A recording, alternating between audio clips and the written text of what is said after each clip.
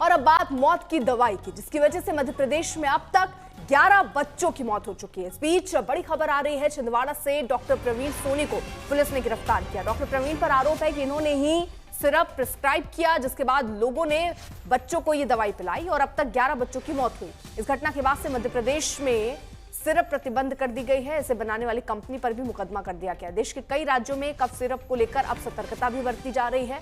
खबर यह है कि आज शाम केंद्रीय स्वास्थ्य मंत्रालय की ओर से राज्यों के साथ एक वीडियो कॉन्फ्रेंसिंग की जाएगी, जिसमें इस पूरी घटना को लेकर जानकारी साझा की जाएगी।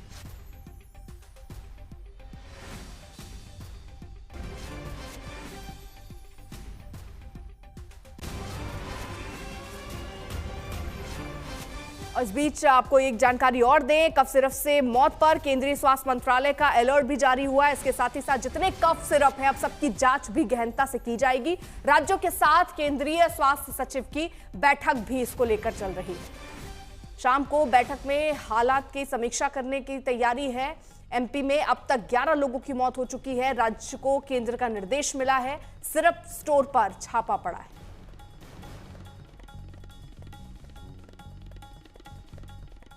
मध्य प्रदेश में कफ सिरप से सबसे ज्यादा 11 बच्चों की मौत हुई। डॉक्टर को तो गिरफ्तार किया गया है, लेकिन सवाल है कि खतरनाक दवाई खुलेआम बिक कैसे रही थी।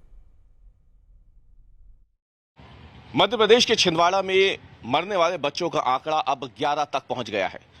जहरीली कफ सिरप पीने से पहले 9 बच्चों की मौत हुई और शनिवार देर शाम को स्थानीय प्रशासन को 2 और बच्चों की मौत की जानकारी नागपुर से प्राप्त हुई है। इनमें एक बच्ची का नाम श्रेया यादव है और दूसरी योगिता ठाकरे है।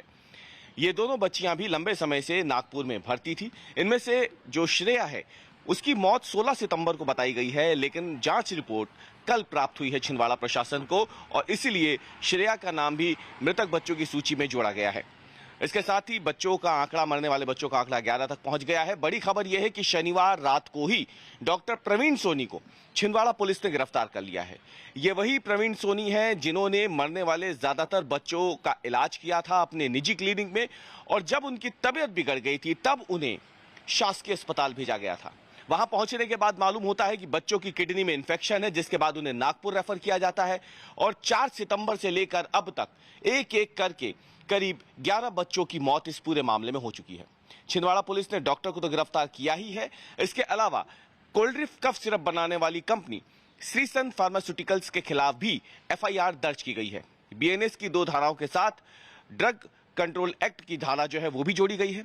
इसके साथ ही इस पूरे मामले में पुलिस ने एसआईटी के गठन का काम भी किया है। एसआईटी इस पूरे मामले में जांच करने वाली है, जो ये पता लगाएगी कि ये कफ सिरप कब छिंदवाड़ा आई थी, किस डीलर की तरफ से इसे भेजा गया था और क्या और भी लोग ऐसे हैं जिन्होंने इस कफ सिरप का इस्तेमाल किया है। इन तमाम जानकारियों को अब एसआईटी भी अपनी जांच के दायरे में लाने वाली है।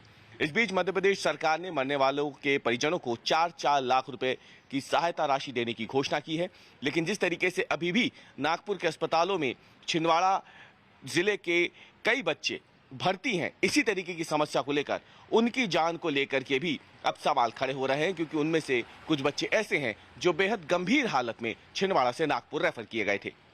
कैमरामैन प्रतीक के साथ अवीश पाल सिंह, भोपाल आज तक।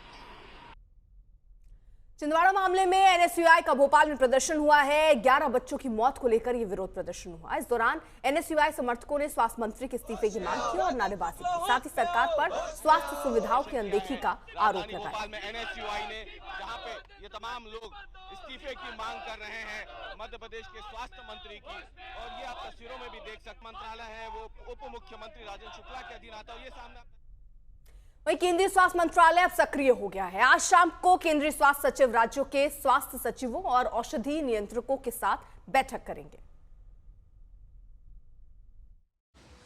मध्य प्रदेश और तमिलनाडु में कोल्ड्रिफ कफ सिरप बैन होने के बाद आज 4 बजे यूनियन हेल्थ सेक्रेटरी द्वारा वीडियो कॉन्फ्रेंसिंग के तहत एक मीटिंग की जाएगी।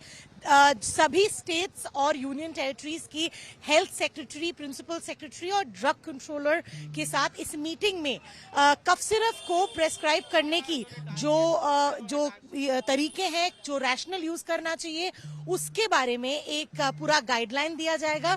इसके अलावा जो क्वालिटी ऑफ ड्रग्स, क्योंकि इस पूरे मामले में जो कफ सिरप और अन्य ड्रग्स की क्वालिटी के बारे में बात छिड़ी है, उस पे भी गहरी विषय में बातचीत की जाएगी। आज 4 बजे वीडियो कॉन्फ्रेंसिंग के द्वारा ये मीटिंग होगी। वीडियो जर्नलिस्ट संजीव के साथ श्रेया चैटर्जी, आज तक।